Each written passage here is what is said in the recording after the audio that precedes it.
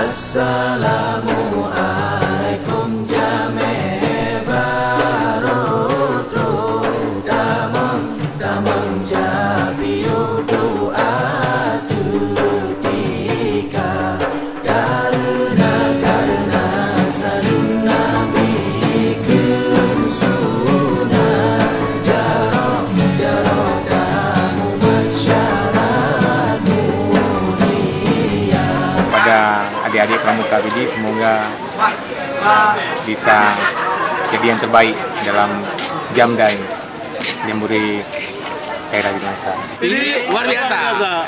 Kegiatan pembukaan pada hari ini dibuka oleh Ketua Keluarga Pramuka Aceh dan juga dihadiri oleh Wakil Ketua Kuarnas, serta Forkopimda Aceh, Bunda Kalangsa, dan Bupati Wali Kota.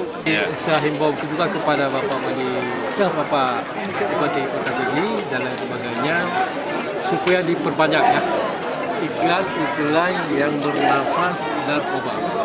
Jadi di atas simpang, di atas tempat keramaian itu yang paling utama.